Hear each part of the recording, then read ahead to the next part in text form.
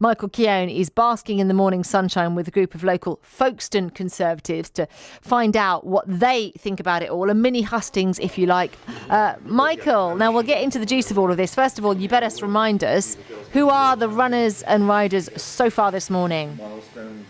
My word, Anna, the runners and riders go as far as the eye can see. It's looking like Father Christmas list. I'm telling you what, it's so long, that list of contenders. 11 so far, but could be whittled down by tea time today after the 1922 committee have set and decided the rules for this race. I understand this morning it could be as high as 36 signatures on your letter needed if you're going to get into that race to be the next party leader, and indeed, by default, the future Prime Minister. So on that list, you've mentioned locally Tom Tugendhat. He's the chair of the Foreign Affairs Committee and has obviously done quite well on places like Ukraine and had quite tough policy there. Last week, he tackled the Prime Minister at the Liaison Committee and looked very strong on Ukraine and has previously got an army background, so he's trying to use that to launch his leadership campaign. Last night at 10 o'clock, Rainham and Gillingham MP Rainham Chistey launched his campaign, although I'm yet to see any MPs take to Twitter to back and support that campaign. So it'll be interesting to see if he's got what it takes to hit that possibly 36 MPs needed to make sure he can get on that ballot and start his race running. Equally, you've got people like Penny Mordaunt, who's started as a bit of an outsider, but last week on College Green, when I was there in Westminster, a lot of MPs were really keen to tell me off the record that was who their WhatsApp groups were buzzing about. That was the outsider, and they were keen to make sure she didn't end up as the frontrunner too soon. The reason being, the frontrunner, often in the Conservative race, never wins. Think back to Heseltine, David Davis, or even Michael Portillo. They don't often win the race, so people were just keen to see Penny hold back. She launched her sort of campaign video over the weekend to Land of Hope and Glory, Union Jacks and the best of British on display for her campaign. Then we've seen people like Sajid Javid, Jeremy Hunt, Nadeem Zawahi all launched their campaigns. But have they been too tainted by the inner political brush to really be what it takes to be needed to get through that sort of campaign? Tom Tugendhat saying a fresh approach needed, and that will sort of be the sort of problem they face as they go forward. So the list is long, and we still expect it could grow further. So Priti Patel could even declare later today whether she intends to go forward and run. My sort of inside sources tell me it's highly likely now that she will, so watch out for that dropping later on today. Interesting stuff, Michael. Listen, thank you for the rundown. Now, from the background noises, I'm surmising that you found yourself a cafe in Folkestone. Nice work if you can get it. Where are you then, and who are you talking to about the mood on the ground?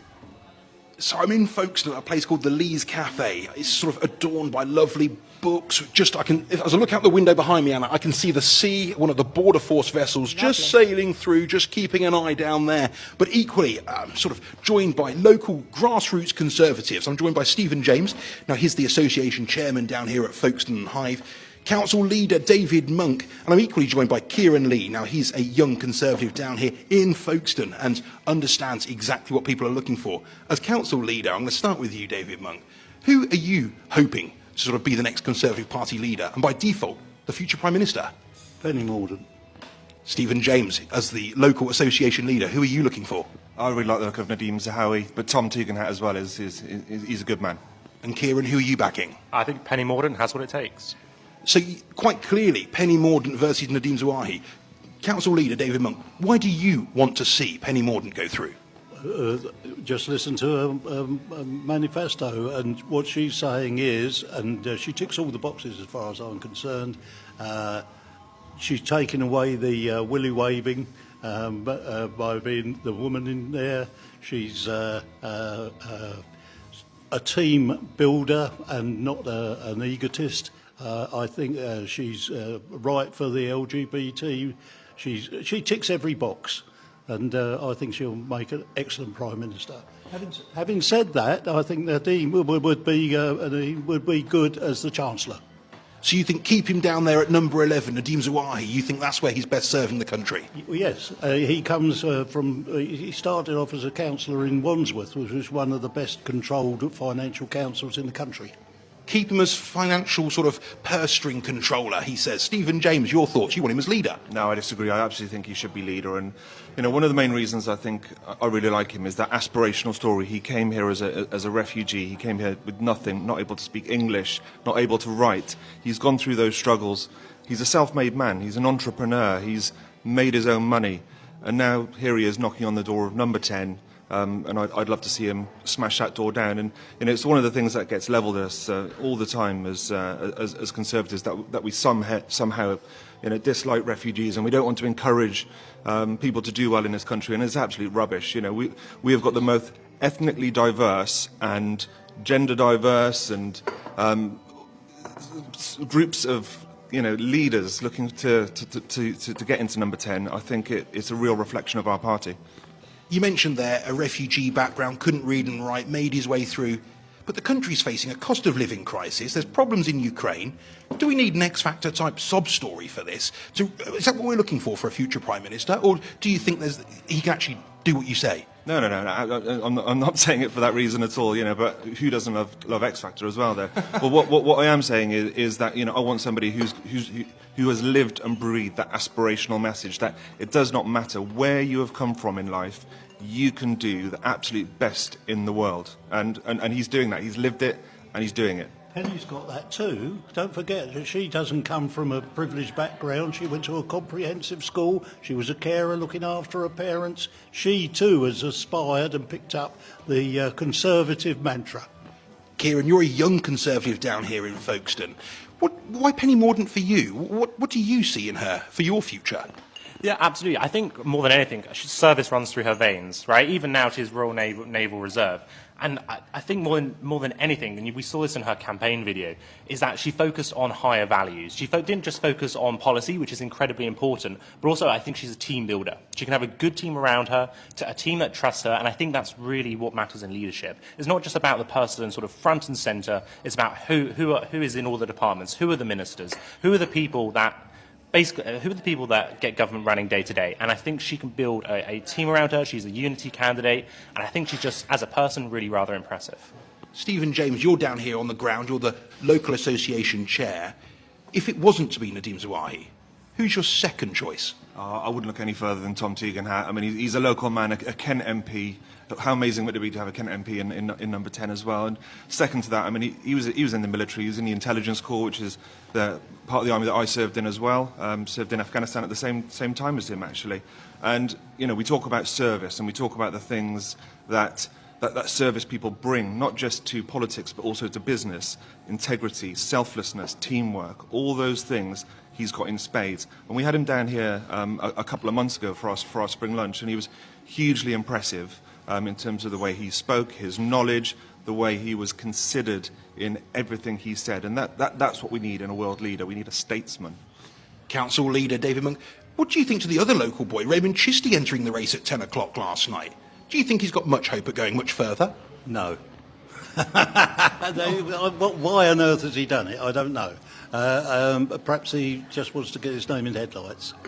And do you think that could be part of the case here, that effectively some of these MPs don't actually seek the crown itself, but merely a place on the front bench? That could be. Now, of course, under all of this, if he had a higher profile, we would love our own local MP to be the man. But that's just a bit too soon for him. He's only just become a minister. Well done, Damien. So that's Damien Collins. He's backing Penny Mordaunt down here. Does that put him at odds with you, Stephen James, as the local chair? No, absolutely not. I mean, look, this is the beautiful thing about the Conservative Party, is that we can have a range of views and we can disagree politely, or certainly at grassroots level anyway. And, we all get along. And, look, I talk about service and I talk about the military, and Penny has served in the Navy. And, you've always got that rivalry between the Army and the Navy as well. Which is why I've got to back an army man like Tom, but also, Nadeem as well, for that aspirational message. Of course, the Navy is the senior service. Oh, gosh. Kieran, you're a young Conservative. What needs to be at the top of any future leader's agenda for you? They all talk about the future and what it needs to look like. What does it look like through your eyes? Yeah, I think there are some big issues that we need to tackle. Yes, we're in a cost of living crisis, but all things sort of come and go. I think housing is probably one of the biggest issues that I think as a government we need to focus a little bit more on. No matter what policies we introduce, whether it's Help to Buy, for example, they're great and they help. But if you're going to have an increasing demand and not enough supply, you need to increase that supply. So I'm really looking for a candidate that's going to focus on issues such as home ownership, which is people want a stake in society, and we need a house to do that. Through a young person's eyes, what, in terms of taxes, they all talk about tax cuts, corporation tax cuts. Does that wash with you? You've got to vote in this race. Does that wash with you, tax cuts? Well, it's not just about tax cuts. It's sort of about corporation tax cuts. It's also about jobs, right? There's lots of people who I know that have recently graduated. They're looking for jobs, and if we can attract investment, then that's fantastic. So I'm not opposed to corporation tax cuts. That can be a good thing. Indeed, I think we need to leverage some advantages from things like Brexit. But also in terms of tax cuts, we have a cost of living crisis, and as younger people, our salaries might not be as high as other people. So actually, anything that we can get really matters, especially when rents are increasing. So these things do matter, and I think tax cuts will be not just popular, but I think are necessary in order for growth to happen.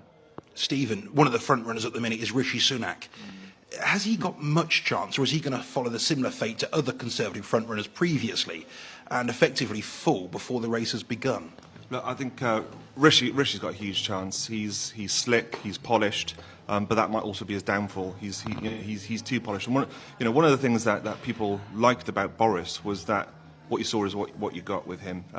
He was foppish, he was a bit of a cad, but people like that. People like somebody who was going to push the boundaries, maybe break the rules a little bit, but to get things done. And that's what he did. So I think Rishi, he is too close to the coup that happened with Boris to get real support amongst the grassroots membership. Again, one of the first to put his resignation letter in. It turns out he registered his website back in December. So was he already thinking about a leadership bid then? And has he been undermining the Prime Minister's premiership during this time to get that website ready to be used? David, that clearly looks like a lack of trust in the party. People are already thinking that plotting and scheming was taking place. You've been a big beast in the council for a long time.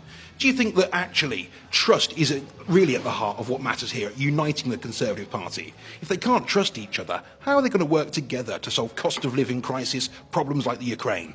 I agree with you. Trust is everything, and I also agree with Stephen's analysis. And in terms of Rishi Sunak, do you rule him out yourself? I would not like to see him be Prime Minister.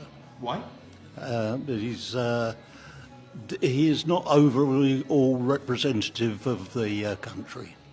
One of the favourite things they like to do at the end of every TV round of hustings is give you 20 seconds to sum up why your candidate would be the best. So I'll start with you as council leader, David Monk. Why do you think Penny Mordaunt, 20 seconds for you, is the right person to go for? She ticks all the boxes. She is a woman. She believes in teams. You didn't even need the full 20 seconds. Was that Microsoft Teams that she believes in? No, it wasn't, was it? I can tell by the look on your face. Starting with you then, Stephen James, why do you think that Nadhim Zawahi is the right person to be Prime Minister and Conservative leader? I love his aspirational message. He's come here, he's built his life from nothing, he's struggled through life, and he's made something. He's become an entrepreneur, multi-millionaire. And you know what? I want somebody who's successful in business, who understands business, to be able to push together on their policies. Push together on their policies. And then, Kieran, over to you. As a young Conservative, what are you looking for from Penny Mordaunt, and what's your message for her? I think one of her biggest messages was don't just choose a leader because you agree with everything that they say, but because you trust their motives. And I think she's certainly someone that we can trust. She has a great record as Secretary of State of Defence, for example. I think that's really important at the moment. And I've seen her at the dispatch box, and I think she could definitely demolish the opposition. Demolish the opposition, Anna, is what they're saying down here in Folkestone for Penny Mordaunt. The room seems fairly split. Nadhim Zawahi, in some respects, they think has got the credibility and sustainability to go forward. Penny Mordaunt and her naval background seems to really be striking a chord down here. That dedication to duty is what they're looking for. It'll be interesting to see over the next 2 weeks who gets those signatures needed to go through to the final two.